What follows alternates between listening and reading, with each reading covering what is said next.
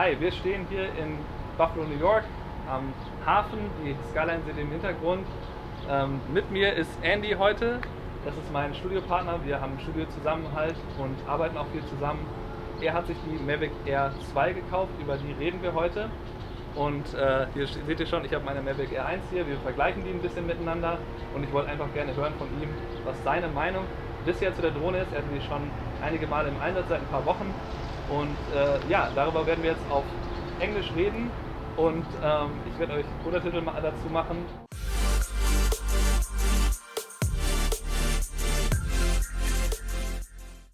So tell me about your experience with the Mavic Air 2. So you had the Phantom, you had the Inspire 2. Yep. Why did you buy this one? For me, I had the Phantom 4, the Inspire 2, and I needed something that was going to be a little more transportable and compact, something I could just take out with me if I ever really just saw something I thought on the fly. I just wanted to capture something that I was just kind of going by, and so I thought this was the perfect medium between that.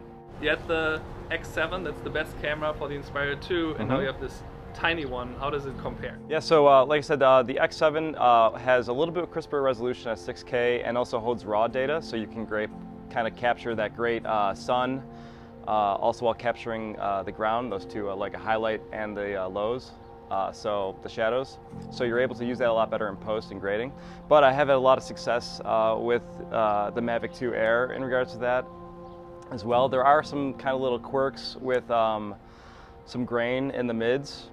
But otherwise, some of the horizon shots that you'll see that I filmed with sunsets or sunrises have really kept together. So I'm pretty impressed with it.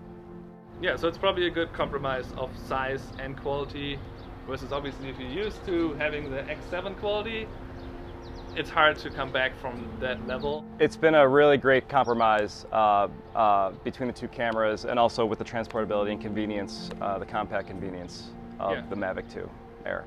Yeah, I was walking around with the Phantom 4, this huge, gigantic styrofoam case, and all over Europe. And then the next time I went, I just brought my little one. I was like, this is so cool. I can have that in any backpack or whatever bag without even noticing. Yeah, absolutely. This was, the main intention for this was like convenience with events like such as weddings, festivals, and then travel documentaries or just travel trips in general. This was going to be so convenient, so, and it's doing great for it. Yeah, and then there is the low light capabilities are not as important because technically you're not allowed to fly after sunset, like 30 minutes after. You have to get a permission for that. Correct, so that, kind of takes away that you need super good low light quality. The battery is probably similar to what you were used to, right? So the batteries have been incredible for me to work with on some of these jobs. I feel like I can shoot for over 30 minutes and fly for over 30 minutes, which seems like forever compared to some of the initial batteries that I purchased where you have like a 20-minute window and 15 minutes before it starts warning you to land. So very happy with the battery life, and with about 45 minutes to an hour for one full charge of the battery. So did you have any interference issues, any kind of weird behavior? So in the Mavic Air 2, they've left Wi-Fi behind and are now onto AccuSync, which has been an incredible, for me, has been incredible for communication. I haven't lost, no signal loss or interference with the drone. With other drones, in places where I've flown other drones where I have found frequency issues, none with the Mavic 2 Air. And also, the ability in the air, the control of the craft, just, steady, incredibly in control the entire time. I never feel like it's wandering or has any real issues with the strong winds.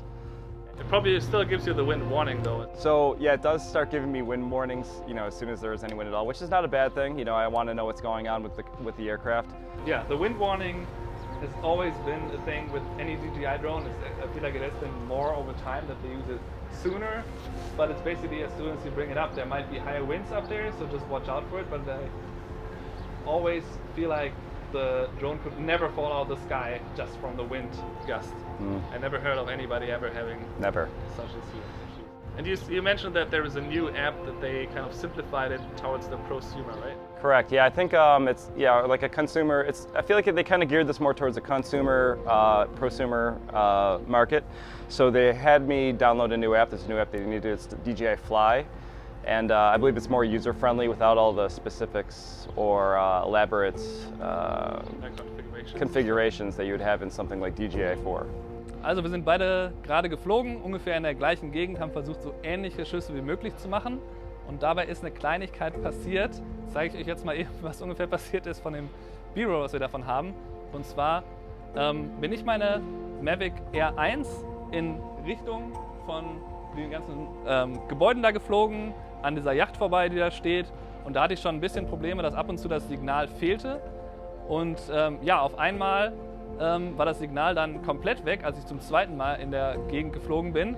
Und die Drohne hat sich entschieden, ich lande jetzt selbstständig wieder da, wo ich hergekommen bin. Und zugegebenermaßen hatten wir ein bisschen Angst, dass wir unter dieser Struktur waren und dass sie vielleicht auf dem Dach landen könnte wegen dem GPS-Signal. Und ja, das ist aber nicht passiert. Zum Glück, die Drohne steht hier, wie ihr seht.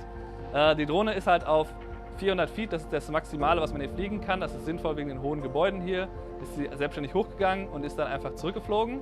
Und der beste Trick, wenn euch sowas mal passiert, ist offensichtlich, dass ihr einfach den Controller einmal ausmacht und dann wieder an. So habe ich zum Schluss dann halt die Kontrolle wieder bekommen über die Drohne. Dann konnte ich das Auto-Landing abbrechen und dann selbstständig die Drohne sicher landen. Ich habe sogar noch ein paar weitere Fotos gemacht, bin noch ein bisschen hier über das Feld geflogen, um noch ein paar B-Roll-Shots für euch einzusammeln. Aber das ist auf jeden Fall natürlich ja, etwas, vor dem man immer Angst hat als Drohnenpilot, dass sowas passiert. Bisher habe ich da immer Glück gehabt, dass das dann irgendwie gut ausgegangen ist und ich hatte auch schon mal einen ähnlichen Vorfall mit der Phantom 4 Pro und da ist es genauso gewesen, dass die Drohne selbstständig irgendwie wusste, ob das über die Sensoren oder über GPS, über die Karte läuft, wo auch ein Gebäude ist und ist da neben gelandet. Ja, ist auf jeden Fall ein großes Argument für Andys Drohne, weil die hat auf jeden Fall eine wesentlich stabilere Verbindung gezeigt. Da ist nicht der Videofeed abgebrochen oder irgendwas in der Richtung. Ja, auf jeden Fall ist das einer der Schwachpunkte von der Mavic Air 1.